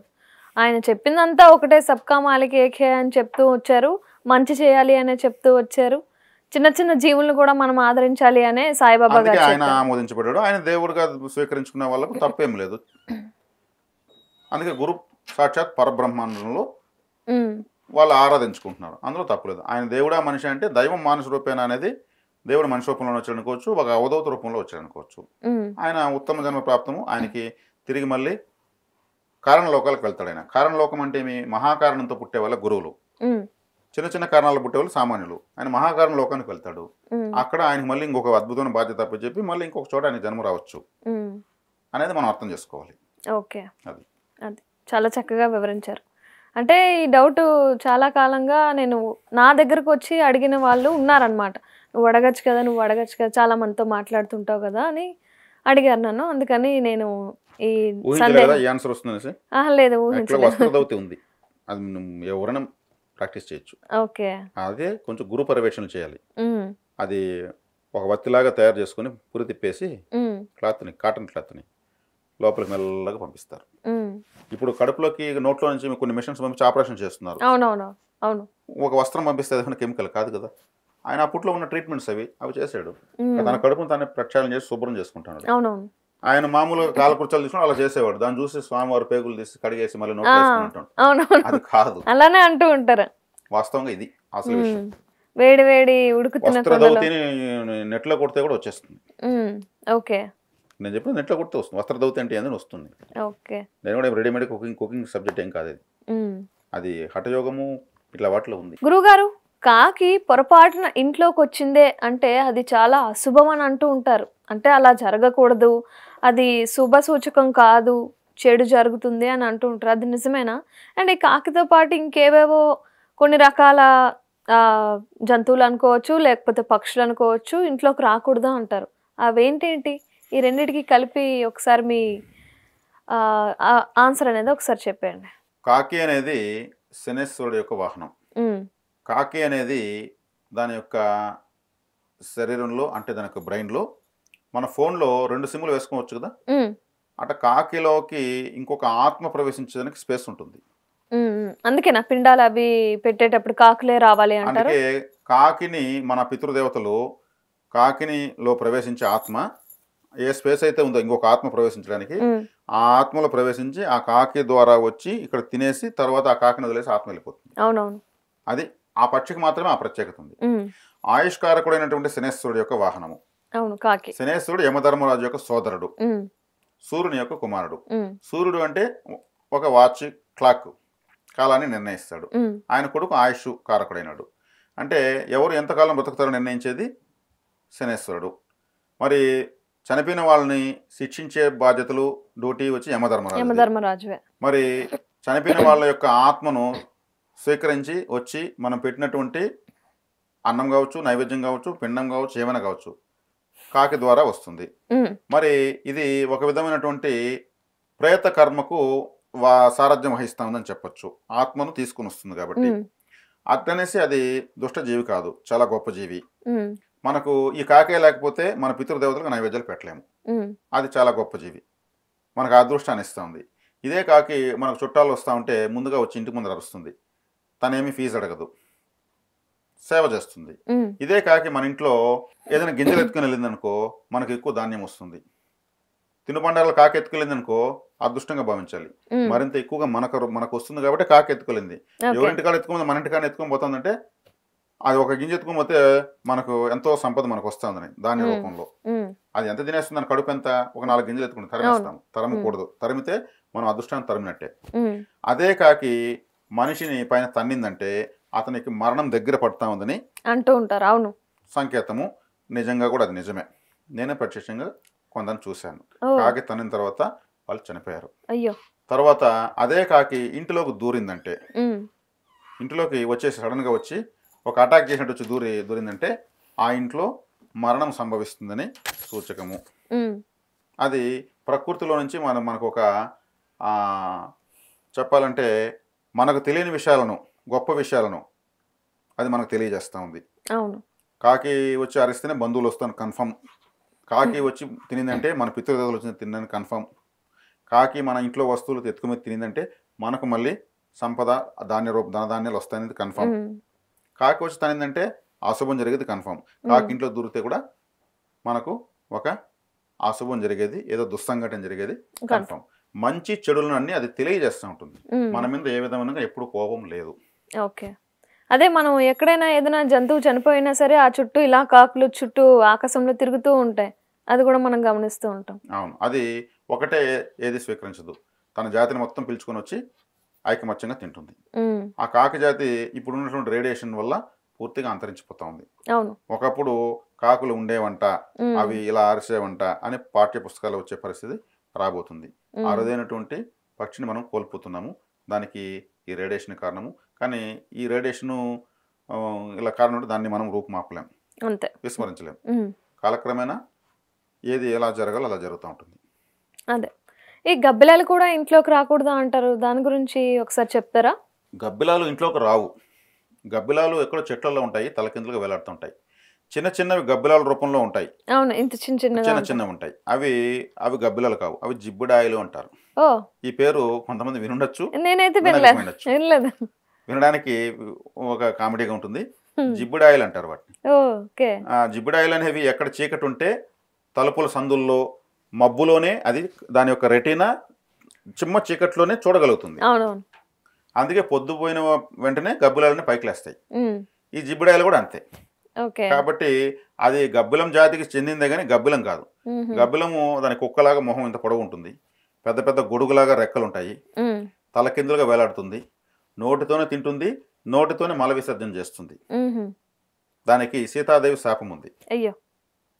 అంటే నిశాచర జీవులు అంటారు వాటిని. నిశాచరం అంటే రాత్రిపూట తిరిగి తినేటువంటి వాటివి. అది ఆ భయంకరమైన దుర్వాసనతో కూడుకుని ఉంటుంది. ఆ గబ్బిలం లాగా కొన్ని ఇది భూత ప్రేత పిశాచాలు కూడా ఉన్నాయి. మనకి హాలీవుడ్లో ఈ గబ్బిలం లాగా ఉన్నటువంటి డ్రాకులా లాంటి క్యారెక్టర్స్ పెట్టి సినిమాలు తీస్తుంటారు. అటువంటివి ఉన్నాయి, నిజంగానే ఉన్నాయి. అవి వాటిని ఏమంటారంటే మిత్రవలు అంటారు, కొండ మిత్రవలు అంటారు. కొండ మిత్రులు అంటే పర్వతాలు సంచరిస్తుంటాయి. ఒంటరిగా అప్పుడు పాతకాలంలో ఎవరన్నా ఒక గ్రామం నుంచి ఇంకో గ్రామానికి వెళ్ళాలంటే 2 పర్వతాల మధ్యలో దారి ఉంటుంది. పొద్దుపోయేటప్పుడు వెళ్ళేటప్పుడు వాళ్ళని అటాక్ చేస్తూ ఉంటాయని నేను చిన్నప్పుడు వినేవాడిని. ఈ కొండ మిత్రవలు అవి గబ్బిలాలాగానే తోలుగా వేలాడుతూ భయంకరం దుర్వాసనతో ఉంటాయి. ఆ దుర్వాసన మనం ఎక్కడ బ్రీతింగ్ చేయలేం. అది మరి ఎందుకు నేను ఇంతవరకు చెప్తున్నాను, నన్నే అటాక్ చేసింది చిన్నప్పుడు. నాకు స్వీయ అనుభవం ఉంది. అది నాకు ఇప్పుడు అదృష్టంగా భావిస్తున్నాను. అప్పుడు నేను చిన్నపిల్లవాడిని, చాలా భయపడిపోయాను. అది నాకు కనిపించింది, అటాక్ చేసింది. నేను అప్పటికే ఆంజనేయ స్వామి దండకం నేర్చుకున్నాను. దాని ద్వారా నేను దాన్ని ఎదుర్కొన్నాను. 4 రోజులు జ్వరం వచ్చి పడవబడ్డాను. తర్వాత ఒక తాయెత్తు ఉంటే మా అమ్మ కడితే పైకి లేసాను. నేను దాన్ని దర్శించాను. అది నాకు ఎక్స్పీరియన్స్ ఉంది. అప్పుడు నేను ప్రత్యక్షంగా చూసేదాన్ని. గబ్బిలం లాగానే ఉంటుంది. అది చేసే శబ్దం కూడా చాలా విచిత్రంగా ఉంటుంది. ఎంత సైజులో ఉంటుంది? బాగా పెద్దగా ఉంటుందా? మనిషి కన్నా పొడవుగానే ఉంటుంది. నేను చూసాను. అది నాకు సుమారు 12 నుంచి 15 సంవత్సరాల మధ్యలో నాకు అనుభవం వచ్చింది. కాబట్టి మీకు అంత క్లియర్గా చెప్పగలుగుతాను. కాబట్టి ఇవి జిబ్బుడాయలు చిన్న చిన్నవి. ఇవి గుంపులుగా ఎక్కడ చీకటి ఉంటే గుండ్ల సందుల్లో, పర్వతాల చెట్ల మబ్బులో ఉంటాయి. అవి చీకటి పడగా నైట్ కూడా ఇవి లైట్ల మధ్యలో తిరుగుతుంటాయి. అంటే వాటి వల్ల ప్రమాదం ఏం లేదు, అవి ఇంట్లోకి వచ్చినా భయపడాల్సిన అవసరం లేదు. ఎనర్జీ లెవెల్స్ అంత ఉండవు. గబ్బిలంకున్నంత ఎనర్జీ, బ్యాడ్ ఎనర్జీ ఉండదు. ఇంకోటి ఏమంటే ఈ జిబ్బుడాయలు కూడా ఇంట్లో ఉండడం అంత మంచిది కాదు. అంటే ఎక్కడ నెగటివ్ ఎనర్జీ ఉంటే అక్కడ ఇవి ఉండగలుగుతాయి. ఇవి ఎక్కువ జిబ్బుడాయలు ఉన్నాయంటే నెగటివ్ ఎనర్జీ మన ఇంట్లో ఉన్నట్టే, ఆ లక్ష్మి ఉన్నట్టే. లక్ష్మీకరంగా ఉన్నట్టు కాదు. ఎక్కడ వెళ్తుంటే అక్కడ ఉండవు, ఎక్కడ వెళ్తుంటే అక్కడ లక్ష్మి ఉన్నట్టే, ఎక్కడ చీకటి ఉంటే అక్కడ అలక్ష్మి ఉన్నట్టే. అలక్ష్మి దగ్గర ఉన్నటువంటి జీవులు అవి. కాబట్టి అందుకే పొద్దుపోగానే దీపం వెలిగించాలంటారు. అవునవును. మరి అందుకే చీకటిగా ఉంటే కాకులు వస్తాయి, గబ్బిలాలు వస్తాయి, జిబ్బుడాయలు వస్తాయి, ఇంకేమన్నా కూడా వస్తాయి. పాము కూడా ఇంట్లోకి రాకూడదు అంటారు. పాము అంటే కాలము, పాము అంటే మృత్యు సంకేతము. కాబట్టి మృత్యు సంకేతం కాబట్టి మృత్యుని జయించిన వాడు కాబట్టి పరమశివుని మృత్యుని జయుడు అన్నారు. ఆ మృత్యునే హారంగా వేసుకున్నాడు ఆయన. కాబట్టి పాము ఇంట్లోకి దూరిందంటే ఆ ఇంట్లో మృత్యు సమానమైనటువంటి సంఘటన కానీ ఎవరైనా చనిపోవడం కానీ జరుగుతుంది. అది కూడా రాకూడదు. అవి కూడా అనవసరంగా రావు. వాటికంటే ఒక డ్యూటీ వస్తుంది, ఆటోమేటిక్గా అక్కడ రావాలనిపిస్తుంది, వచ్చేస్తాయి. ప్రాచీన కాలంలో పూరిండ్లు, ఇండివిజువల్ హౌసెస్, ఇంటి చుట్టూ చెట్లు, మరి పొలాల దగ్గర ఇండ్లు ఇలా ఉండేది కాబట్టి ఎక్కువగా వచ్చేదానికి అవకాశం. ఇప్పుడు అంతా అపార్ట్మెంట్ కల్చరు, ఇండివిజువల్ హౌస్లో కూడా బాగా హైట్ లేపు కట్టడం వల్ల ఇప్పుడు అటువంటి పరిస్థితులు చాలా వరకు లేవు. కొందరు ఏం చేస్తారంటే పొరపాటున పాముల్ని చంపేస్తూ ఉంటారు. అది చాలా పాపము. కానీ తెలుసో తెలియక కొందరు చేస్తారు, కొందరు ఆకతాయి కుర్రవాళ్ళు కూడా అలా పాములను చంపేస్తూ ఉంటారు. దానికి మరి ఏం చేయాలి అంటే దానివల్ల జీవితమే అతలాకుతలం అవుతుంది అంటారు. అది నిజమేనా? పాములు అంటే ఇక్కడ సాధారణ సర్పాలు దేవతా సర్పాలు. దేవతా సర్పాలు అంత సామాన్యంగా ఎవరికి కనిపించవు. దేవతా సర్పాల యొక్క కాంతి, వాటి యొక్క జీవన విధానము సాధారణ సర్పాలకు ఉండదు. సామాన్య మానవులు కంటపడే విధంగా దేవతా సర్పాలు తిరగవు. దేవతా సర్పాలు ఒక బంగారు వర్ణంతో లేదంటే మినమిన మెరిసేటువంటి ఏదైనా కలర్తో తిరుగుతుంటాయి. అవి ఇలా కనిపించినట్టే కనిపించి వెళ్ళినట్టే వెళ్ళి అట్లే అదృశ్యమవుతాయి. దేవతా సర్పాలు మనిషి కొడితే దెబ్బలు తిని చచ్చిపోయేంత సామాన్యమైనటువంటి జీవితం దేవతా సర్పాలకు ఉండదు. అవి కనిపించడమే ఒక అదృష్టంగా భావిస్తారు దేవతా సర్పం. మరి సామాన్యంగా ఉన్నటువంటి సర్పాలు అన్నీ కూడా మన దేవతా సర్పాలు అనుకోవాల్సిన అవసరం లేదు. మరి వాటిని చంపితే అంటే అవి మన జోలికి యాక్టివ్గా రావు. మన జోలికి వచ్చాయంటే మనం ఆత్మరక్షణ కోసం దానిపైన మనం అటాక్ చేసి చంపేయచ్చు, తప్పులేదు. అట్టనేసి దాన్ని చంపడం పాపం అనే దాని దగ్గర కనిపించుకుంటాము. అంటే సర్పదోషం వస్తుంది అంటారు కదా. సర్పదోషము సర్పాలను చంపితేనే రాదు. మరి సర్పాలను చంపితేనే రాదు. సర్పదేవతలను అవమానిస్తే వస్తుంది.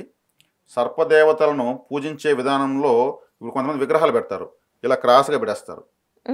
పూర్వీకులు క్రాస్గా పెట్టేసి పూజించుకుంటే వదిలేస్తారు. పెట్టినప్పుడు ఒకరోజు పూజ చేస్తారు, మళ్ళీ వాటి నిరాదరణ గురి చేసి వదిలేస్తారు. అప్పుడు సర్పదేవతలకు ఆగ్రహం వస్తుంది. తర్వాత పుట్టే వాళ్ళ విషయంలో ఆ సర్ప ఆగ్రహము రాహుకేతుల రూపంలో పట్టుకుంటుంది. వాళ్ళు సర్పాన్ని చంపుకుంటారు. కొంతమంది పుట్టను చదును చేసేసి ఇల్లు కడేస్తారు. అప్పట్లో చెట్లు పుట్లు ఉండేవి, అన్నీ కొట్టేస్తారు. భూతశుద్ధి భూమి పూజ చేయరు. భూతశుద్ధి అంటే అక్కడ చెట్టు పుట్ట ఉన్నప్పుడు కొన్ని జీవులు బతుకుతూ ఉంటాయి. సడన్గా అన్ని కొట్టేస్తే అది ఒక వాటికి ఆ జీవులకు ఒక ప్రళయం లెక్క. అన్ని కొట్టేసి వీళ్ళ పాటికి వీళ్ళు ఇల్లు కట్టేస్తారు. అప్పుడు ఆ జీవుల యొక్క శాపం వీళ్ళ తగులుతుంది.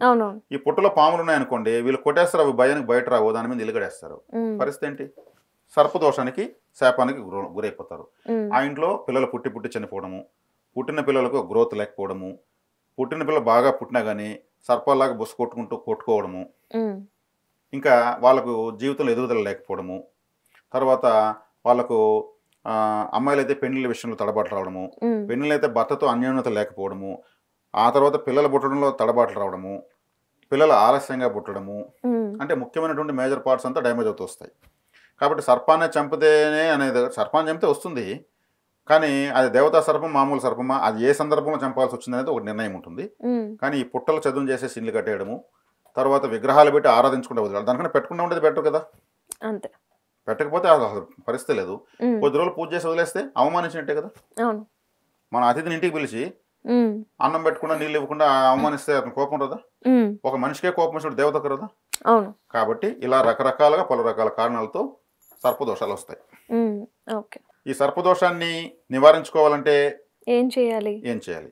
సర్పదోషాన్ని నివారించుకోవాలంటే చాలా మంది ఈ సర్పాలను పూజించడము, పుట్టలకు పూజలు చేయడము, సర్ప విగ్రహాలు పెట్టడము, సర్ప సూక్తాలు చదవడము, మానసాదేవి స్తోత్రాలు చదవడము, సర్ప గాయత్రి మంత్రం చదవడం చేస్తుంటారు.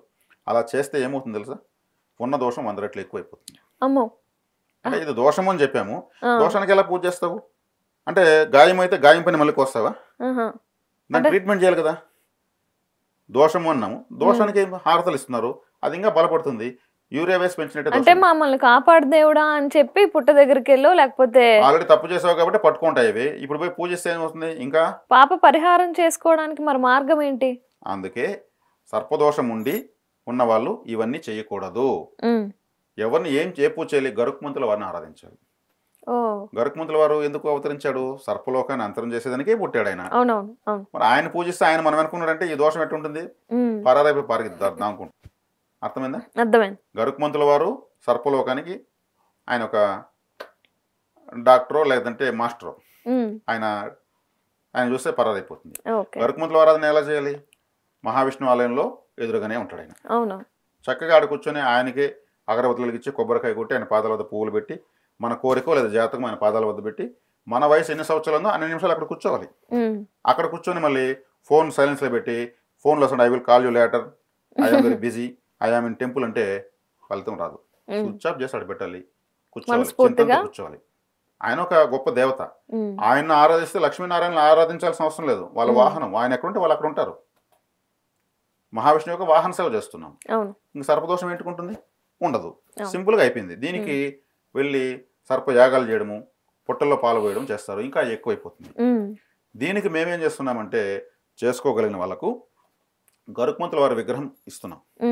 గరుత్మంతుల వారి విగ్రహము అభయహస్త కరుంగలి తాంత్రిక గరుడ విగ్రహం, ప్రాణప్రతిష్ఠ చేసినటువంటి విగ్రహము.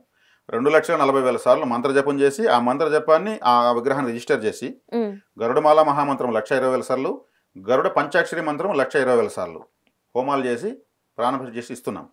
ఆ గరుడ విగ్రహం అభయహస్తంతో ఉంటుంది. గరుడ విగ్రహము మహావిష్ణువులలో నమస్కార వదనంలో ఉంటుంది, ఆయన భక్తి పారవస్యంలో ఉంటాడు. మేము ఇచ్చేది అభయహస్తంతో ఉంటుంది. ఈ అభయహస్త కరుంగలి గరుత్మంతుల వారిని ఉడికించిన ఆహారం నైవేద్యం పెట్టకూడదు. భగవంతుడు తినగలిగేంత గొప్పగా మనం వండలేం. అంతకుముందు రోజు ఏం వండుంటాం మా పాత్రలో మనకు తెలియదు, అది కలుషిత ఆహారం అవుతుంది. డ్రై ఫ్రూట్స్, తేనె, కలకండ, అటుకులు, బెల్లము, చెరుకు రసము లాంటివి పెట్టాలి. పాలు పెట్టకూడదు. మళ్ళీ పాలు పెడితే ప్యాకెట్ పాలు పెడతారు. ప్యాకెట్ పాలు ఎన్ని ఆవుల పాలు వచ్చిందో అది వైట్ వాటర్ పాలు లాంటివి పెట్టకూడదు. ఇప్పుడు నేను చెప్పినటువంటి ఆహారం అంతా ప్రకృతి వండిన ఆహారం, సహజ సిద్ధంగా ఎటువంటి రసాయనాలు లేకుండా చక్కగా నివేదించి తీసుకోవచ్చు. మేము ఇచ్చేటువంటి విగ్రహానికి పూజా విధానము చేసేటువంటి పుస్తకం కూడా ఒకటి చిన్నది ఇస్తాం. దాన్ని చూసి చక్కగా పూజ చేసుకోవచ్చు. అక్కడ గరుడ హోమం చేసినటువంటి హోమ భస్మాన్ని కూడా ఇస్తాము. దాన్ని ఒక ఎర్రటి గుడ్లో కట్టి గడపలో కట్టచ్చు. దాన్ని కడపలో కడితే సర్పదోషం ఇంట్లోకి రాదు. ఇలా చేసుకోగలిగితేనే ఆ విగ్రహం తీసుకోవాలి, లేదంటే తీసుకోకూడదు. ఎందుకంటే వాళ్ళు పూజలు చేయకపోతే ఆ దోషం మాకు కూడా వస్తుంది. విగ్రహాన్ని అమ్ముకునే దాని కోసం కాదు ఇది. వాళ్ళు సరిగ్గా చేయకపోతే మాకు దోషమే వస్తుంది అన్నప్పుడు మాకు ఇంకా ఎక్కువ భయం. అందుకే పూజా విధానం ఖచ్చితంగా చెప్పిస్తాం. Terms and conditions apply. ఇది దేవతల దగ్గర నకరాలు పని చేయవు. క్రమశిక్షణ, భక్తి, జ్ఞానం ఉండాలి. సర్పదోషానికి శాశ్వత విముక్తి గరుడ ఆరాధన. అది ఎక్కడ గరుకుంటే అక్కడ కూర్చోవచ్చు. చక్కగా తిరుమలలో పొన్నమి గరుడ సేవ అని ఒకటి జరుగుతుంది. ప్రతి పౌర్ణమికి గరుక్మంతుడి పైన వెంకటేశ్వర స్వామిని ఊరేగింపు చేస్తారు.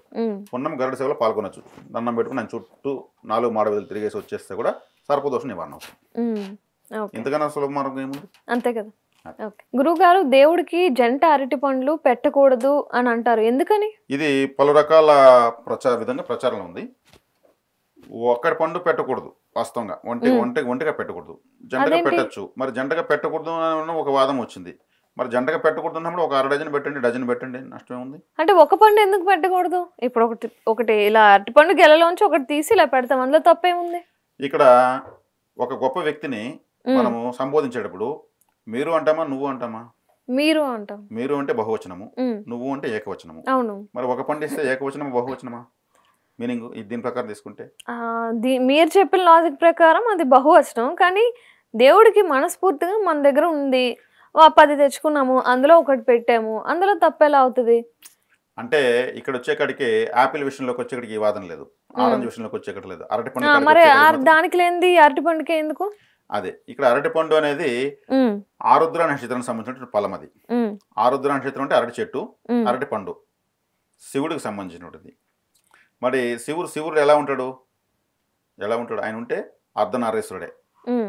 అమ్మవారు శివుడు కలిసే ఉంటారు. ఆయన సగం శరీరం భార్యకి ఇచ్చేసాడు.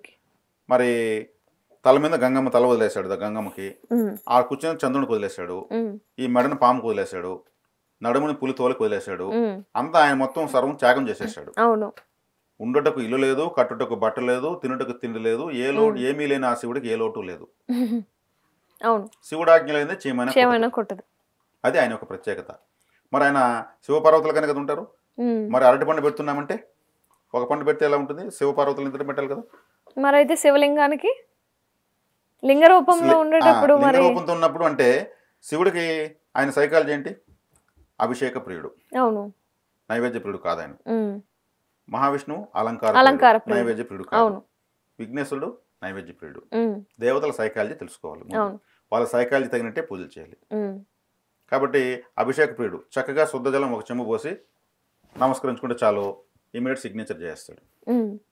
అదే ఈయన అభిషేక ప్రియుడు, చక్కటి పట్టు వస్త్రాలు అలంకరించి, పువ్వులతో అలంకరించి, సుగంధ పరిమళాల్లో ఆయనకి వెదజల్లి ధూపపు దీప నైవేద్యాలు చేస్తే మహావిష్ణువు చాలా సంతోషపడిపోతాడు. విఘ్నేశ్వరుడు ఆయన సమస్త గణములకు అధిపతి, గణపతి అన్నారు. అన్ని దేవగణాలు, భూతగణాలు, మానవ గణాలు, ఋషి గణాలు, అన్ని గణాలకు ఆయన అధిపతి.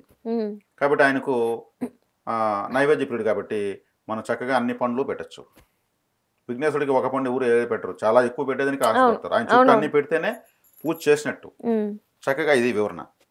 పరమేశ్వరుడికి 1-2 పెట్టిన ఆయన పండ్లు నైవేద్యాలు చూడడు, అభిషేకం చేసేలా చూస్తాడు. మహావిష్ణువు నైవేద్యాలు చెవులో చూస్తాడు, ముందు అలంకారం చేసేలా చూస్తాడు. కాబట్టి వాళ్ళకి ప్రేమ ఏంది, వాళ్ళు ఇష్టపడేది ఏంది, దాన్ని చేయాలి. అదే నైవేద్యం. నైవేద్యం గొప్ప విషయం. మనం ఈ 1 అరటిపండు 2 అరటిపండు కూడా కొట్టుకుంటున్నాం. అంటే మరి ఇప్పుడు 2 అరటిపళ్ళు కలిసి ఉంటాయి అంటే పుట్టడమే అలా పుడతాయి కదా, అలాంటివి కవల అరటిపళ్ళు అంటారు, అవి పెట్టచ్చా? అది అరటి పండ్లు జన్యుపరంగా అలా చాలా పండ్లు వస్తూ ఉంటాయి, అలా రావడం తప్పేం లేదు. మరి మనకు చైనాలో తీసుకుంటే పండ్లను వాళ్ళు వాటర్ మెలన్ అనుకోండి, స్క్వేర్ బాక్స్ ఒకటి ముందుగానే పెడేస్తారు. అవునవును, అదే రకంగా ఓవల్ షేప్ లో బాక్సులు కడతారు, ఓవల్ షేప్ లో వస్తాయి. జన్యుపరంగా దాన్ని మారుస్తారు, దానికి స్పేస్ అలా ఇస్తారు. ఇక్కడ కూడా అరటి పండ్లు జన్యుపరంగా ఒక్కొక్క పండ్లు 2 పండ్లు ఏం చేస్తాయి, స్టార్టింగ్ నుంచే అక్కడ జిగటలు అనే పదార్థం ఏర్పడి అవి కలిసిపోతాయి.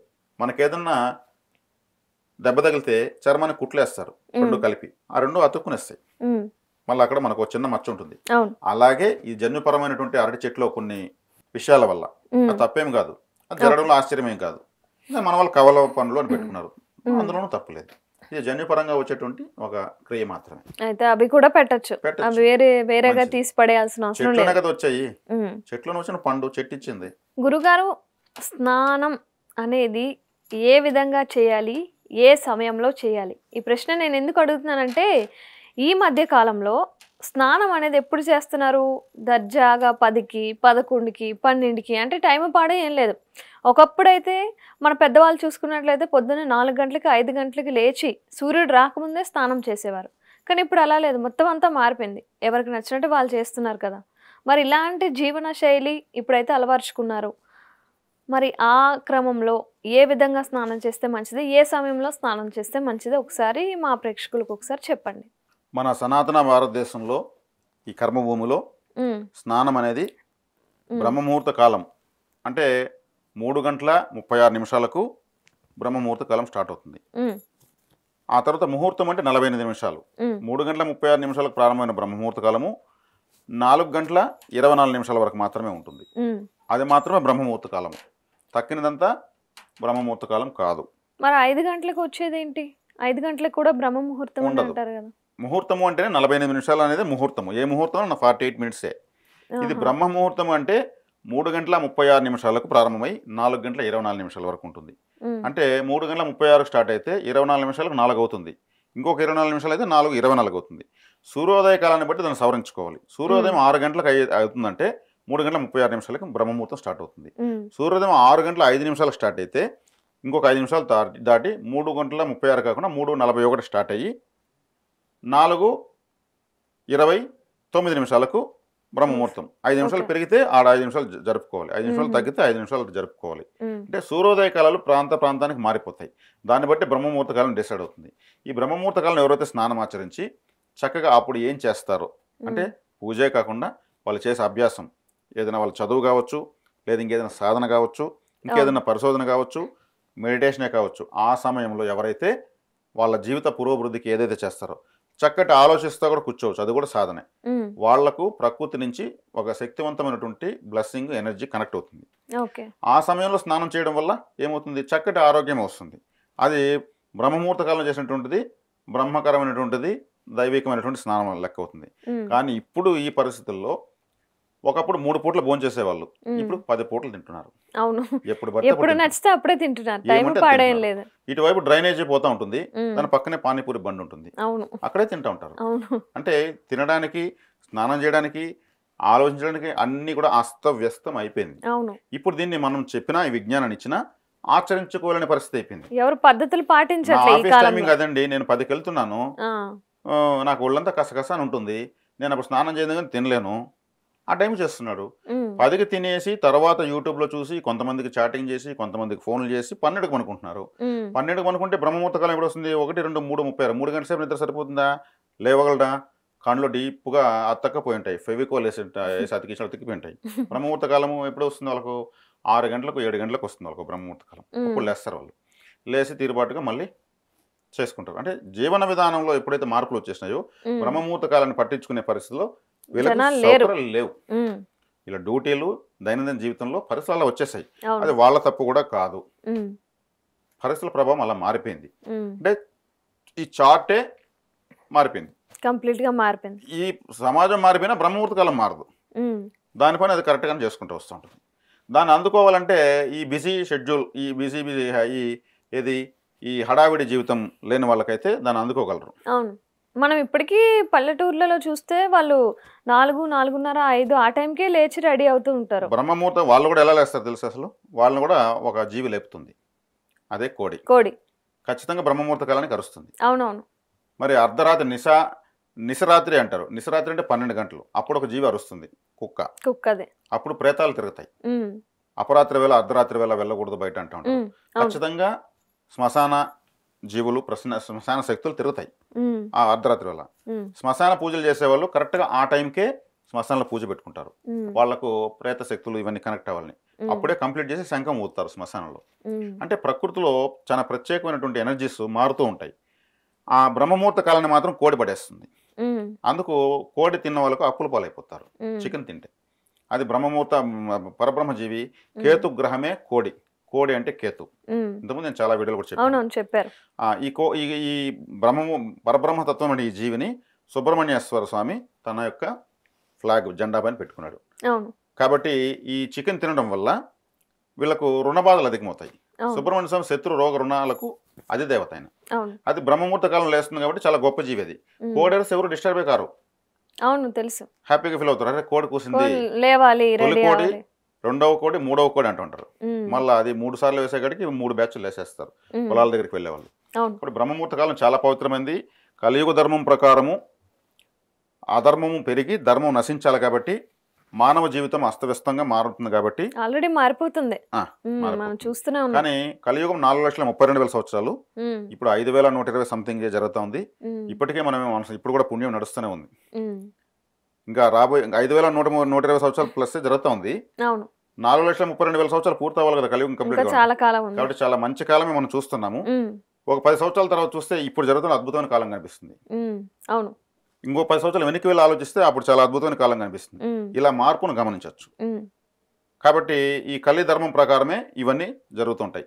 దీన్ని పట్టుకోగలిగితే వాళ్ళని ఈ కాలంలో కూడా పట్టుకోగలిగితే బ్రహ్మముహూర్తాన్ని వాళ్ళని మించిన వాళ్ళు లేరు. ఉమ్, ఓకే. అది స్నానం మరి ఏ విధంగా చేయాలంటారు? స్నానం. ఈ స్నానము బ్రహ్మముహూర్త కాలాన్ని చేయలేరు, చేయగలిగిన వాళ్ళు చేస్తారు. మరి స్నానము అనేది ఇప్పుడు ఉదాహరణకి హీటర్ పెడుతున్నారు. ఇప్పుడు ఉమ్, అల్యూమినియంతో ఒక అవును. ఊచలు వస్తాయి, అదే కాపర్లో వస్తాయి. ఉమ్, అల్యూమినియం ఊచలు ఉన్నటువంటి హీటర్ పెడితే వాటర్ డెత్ అయిపోతుంది, అంటే ఉడికి దాంట్లో ప్రాణశక్తి చనిపోతుంది. అవును. కాపర్లో పెడితే వేడెక్కుతుంది, వాటర్లో శక్తి చావదు. ఉమ్, కట్టెలతో మండిస్తే ఇంకా అద్భుతం, ఆ నీళ్ళుగానే ఉంటాయి, చక్కగా దాంట్లో ఉన్న సహజశక్తి కోల్పోదు. ఉమ్, ఎప్పుడైతే ఈ అల్యూమినియం లాంటి ఊచలు లాంటివి ఉన్నటువంటి హీటర్స్ ఇటువంటి పెట్టి చేయడం వల్ల మన ఫేస్ కూడా మాడిపోయినట్టు ఉంటుంది. అద్దంలో చూసుకుంటే డిఫరెన్స్ తెలిసిపోతుంది. ఉమ్, అంటే ఇక్కడ వచ్చేకాడికి చన్నీటి స్నానమే శ్రేయస్కరం ఒక విధంగా తీసుకుంటే. అవును. మన సైంటిఫిక్ గా కూడా చన్నీటి స్నానం మంచిది అని చెప్తూ ఉంటారు. ప్రాచీన కాలంలో తల స్నానమే శ్రేయస్కరము, శ్రేష్టమైనది. ఉమ్, ఎందుకంటే ఇక్కడ సహస్రార చక్రం ఉంటుంది. అవును. సహస్రార చక్రాన్ని శుభ్రం చేసుకోవాలి కదా. చక్కగా లేచిన మొట్టమొదటి స్నానం సహస్రార చక్రం మీద నీళ్లు పోయాలి. అవును. కాబట్టి ఇప్పుడు వారానికి ఒకసారి తలస్నానం చేస్తున్నారు, ఉమ్, లేదు వాళ్ళ ఇష్టం వచ్చినప్పుడు చేస్తున్నారు. అవును. ప్రతిరోజు తలస్నానం చేయడం వల్ల సహస్రార చక్రాన్ని శుద్ధి శుద్ధి చేయడం వల్ల ఆరా లెవెల్ బాగా క్లీన్ అవుతుంది, ఉమ్, సూక్ష్మ బుద్ధి పెరుగుతుంది, ఉమ్, ఆరోగ్యము పెరుగుతుంది. ఉమ్, కానీ ఇప్పుడు స్నానం చేయడానికి ఒక అర్థం లేకుండా పోయింది. అవును. మరి పొద్దుపోయేటప్పుడు కూడా చేస్తారు. అవును. అది అసుర సంధ్య వేళ అంటారు. అసుర అంటే ఇక్కడ రాక్షసులు కూడా ఒక సమయం వచ్చింది. ఉమ్, అసురులు ఉండేటువంటి తిరిగేటువంటి సమయం. అవును. ఆ సమయంలో స్నానం చేయకూడదు. ఉమ్, మరి ఇక ఇలా స్నానాన్ని తీసుకుంటే నదీ స్నానం చాలా గొప్పది, పారే నీటిలో చేయడం. ఉమ్, బావుల స్నానం మంచిది, కానీ బావుల్లో ఒంటరిగా వెళ్ళి చేయకూడదు. చేయకూడదు. కొన్ని దుష్ట శక్తులు నీటిని ఆవహించి ఉంటాయి. ఆహా, అలా కూడా ఉంటాయా? ఓకే. ఖచ్చితంగా ఉంటాయి. ఆ, మరి అప్సరస సాధన చేసేవాళ్ళు, కొంతమంది దేవతా సాధన చేసేవాళ్ళు నదీ తీరాల్లో, సముద్ర తీరాల్లో చేస్తారు. ఉమ్, ఆ నీటిలోంచి లేచి వచ్చి వాళ్ళు ఆశీర్వించి మళ్ళీ నీటిలోకి వెళ్ళిపోతారు వాళ్ళు. ఉమ్, ఉమ్, ఉమ్, కాబట్టి యుక్త వయసు వచ్చిన వాళ్ళు ఒంటరిగా నది, బావి ఇటువంటి ప్రదేశాల్లో స్నానం చేయకూడదు. ఓకే. అయ్యప్ప స్వామి మాల వేసినటువంటి వాళ్ళు కూడా మొట్టమొదటిసారి వేసినటువంటి వ్యక్తిని ఒంటరిగా పంపరు, కూడా ఇంకొక వ్యక్తి పోతాడు. అదే గురుస్వామి ఖచ్చితంగా తోడు ఉండాలి, ఖచ్చితంగా ఉంటారు. ఎందుకంటే ఆ నదీ జలాల్లో నుంచి ఈ కన్నస్వామిని అటాక్ చేసేదానికి కొన్ని శక్తులు వస్తాయి.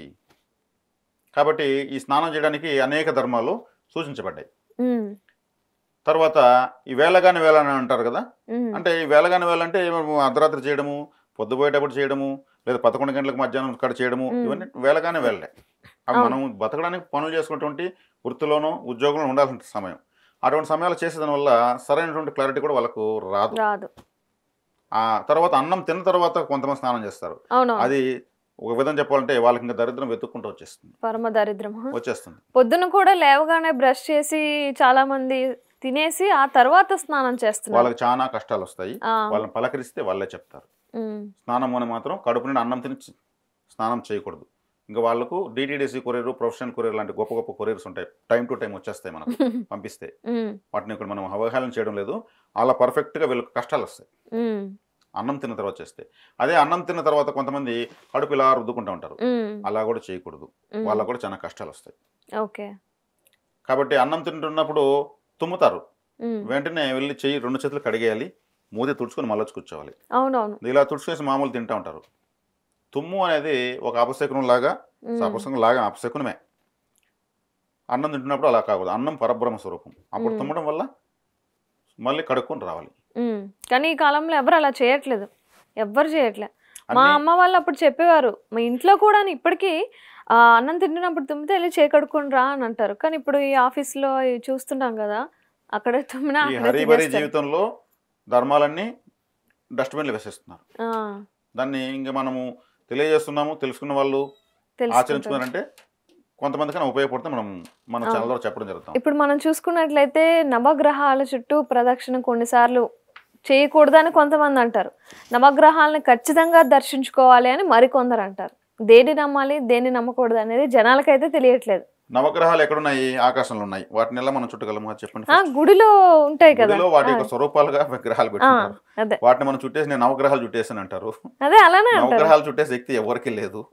కాబట్టి మేము కూడా తంత్ర జ్యోతిష్యంలో నవగ్రహాలు యొక్క తడబాట్లు, తాకడలు, వాటి వల్ల వచ్చేటువంటి నెగటివ్ ఎనర్జీస్ని కంట్రోల్ చేయడానికి గ్రహ ఆరాధన మేము చెప్పం. తత్సంబంధమైనటువంటి తంత్రక్రియలను చెప్పిస్తాము, తత్సంబంధమైనటువంటి అధిష్టాన దేవతను సూచిస్తాం. దేవతను పట్టుకుంటే గ్రహం పనిచేయదు, గ్రహం పాజిటివ్గా వస్తుంది. నేను గ్రహానికి డైరెక్ట్గా పూజ చేయమని నా శాసనంలో ఎక్కడా చెప్పను. శనిగ్రహం బాగలేకపోతే కాలభైరవ ఆరాధన చేయమంటాం, వరాహస్వామిని ఆరాధన చేయమంటాం. అదే రాహుగ్రహం బాగాలేకపోతే దుర్గాదేవిని ఆరాధన చేయమంటాం. గురుగ్రహం బాగాలేకపోతే తిరుచెందూరు సుబ్రహ్మణ్య స్వామి దగ్గరికి వెళ్ళిపోమంటాం. మరి వాళ్ళేం గ్రహాలు కాదు కదా. ఇటు గ్రహం బాగాలేకపోతే దీన్ని రెడీ చేయాలంటే అక్కడికి పోతే ఎట్లా అంటే, ఒక సర్పంచ్ అనుకుందాం, 19 మంది సర్పంచులు నవగ్రహాలు. మనం ఎవరు తిరిగిపోతున్నాము? ప్రైమ్ మినిస్టర్ ఆఫ్ ఇండియా తిరిగిపోతున్నాం. ఇంకా అప్పుడు గ్రహం సర్పంచ్ పని చేయడా? మరి సర్పంచ్నే పట్టుకుంటే ఏం చేస్తాడు? రేపురా, ఎల్లుండ్రా, ఐఎమ్ వెరీ బిజీ అంటాడు. కాబట్టి నవగ్రహాలను ప్రదక్షిణ చేయడం అనేది మంచి క్రియే. నేను చుట్టున్నాను అనడంలో తప్పలేదు, మంచి సద్భావంతో చేస్తారు. కానీ నేను ఆమోదించను. నేను కూడా చుట్టి నా కాళ్ళు నొప్పులు వచ్చి రిజల్ట్స్ లేకుండా తర్వాత తత్సంబంధమైనటువంటి అధిష్టాన దేవతలను, శక్తివంతమైనటువంటి ఆలయాలను కనుక్కొని నేను అక్కడికి వెళ్ళిన తర్వాత గ్రహాలు నాకు పనిచేయడం ప్రారంభించాయి. గ్రహాల చుట్టూ తిరుగుతూ ఉంటే, నవగ్రహాల గుడి చుట్టూ ఉంటే అక్కడున్న నూనె మరకలని నా కాళ్ళకు అతుక్కొని నేను జారిపడే పరిస్థితి వచ్చింది. కాబట్టి నేను గ్రహ సంబంధమైన వ్యక్తులు ఉంటారు. రవి అంటే తండ్రి, చంద్రుడు అంటే తల్లి, కుజుడు అంటే బ్రదర్స్ అండ్ సిస్టర్స్, బుధుడు అంటే బంధువులు, శుక్రుడు అంటే భార్య, మరి రాహు అంటే మిత్రులు, కేతు అంటే గురువులు, గురువు అన్న గురువులు, ఆశ్రమాల పీఠాలు కేతు అంటే. ఈ కారకత్వాలను టచ్ చేస్తే కూడా గ్రహం యాక్టివేట్ అవుతుంది. డైరెక్ట్గా గ్రహాలను చూడడం వల్ల గ్రహం యాక్టివేట్ కాదు. మరి అప్పుడైతే మరి గుడిలో ఎందుకు పెడతారు నవగ్రహాలు? ఇలా స్క్వేర్ లా పెట్టి దాని చుట్టూ ఇలా ఒక పీఠం కట్టి కదా, పురాతన నాణాలు వేసి ధాన్యం పోసి ప్రత్యేకమైనటువంటి హోమం చేసి, నవగ్రహ హోమం చేసి, అది ఎవరన్నా ఒకరు దాత ముందుకొచ్చి నవగ్రహ మండపాన్ని నేను నిర్మిస్తానని చెప్పి ముందుకు వస్తారు. ఆ గ్రామంలో వాళ్ళు వచ్చి చక్కగా ఆ రోజు వాళ్ళ దంపతులు వచ్చి గ్రామంలో వాళ్ళకి కావాల్సిన పిలిపించి అక్కడ అన్నీ చేస్తారు. కానీ అవన్నీ కరెక్టే, కానీ అక్కడ ఫలితాలు అనేవి నేను చూడలేదు. అక్కడ మన తక్కువ ఫలితాలు నాకు కనిపించాయి. దాన్ని అధిగమించి గ్రహాలను అనుకూలం చేసుకోవాలంటే ఏం చేయాలి? ఇప్పుడు మనకు ఒక ఆఫీసర్ పనిచేయడు, ఏం చేయాలి? చేయకపోతే పై ఆఫీసర్కి చెప్పాలి. కలెక్టర్ దగ్గరికి వెళ్ళిపోతే అర్జీ పెడితే పలానా ఆఫీసర్ పని చేయలేదంటే ఆయన ఇమీడియట్ నోటీస్ పంపిస్తాడు. నేను ఆ పనే చేస్తున్నా. ఓకే. ఇప్పుడు గ్రహాలు నవగ్రహాలు చూడడం వల్ల అన్ని కష్టాలు తీరిపేసి అందరూ కుబేర్లు అయిపోయింటే మళ్ళీ నా తంత్రదోషం అవసరం లేదు జనాలకు. నవగ్రహాలు కూడా చాలు, ప్రతి నవగ్రహాల పీఠము చాలు, లోపల శివుడు కూడా అవసరం లేదు. అక్కడ తిరుగుతున్నారు, వీళ్ళకి ఒక సాటిస్ఫాక్షన్ వస్తుంది నేను నవగ్రహాలు చుట్టానని.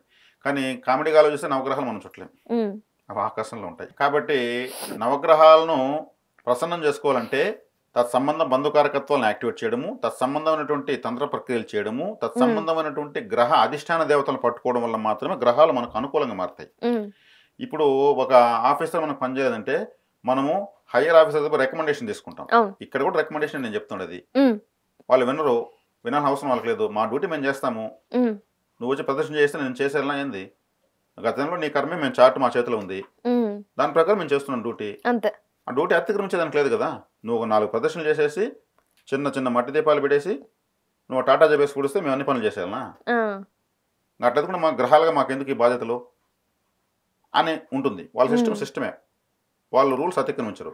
కానీ మనకు సామాన్య మానవులు కాబట్టి మన కష్టాలను ఎదుర్కోలేం, కాబట్టి మనకు అనుకూలత కావాలి, కాబట్టి అధిష్టాన దేవతలను పట్టుకోవాలి.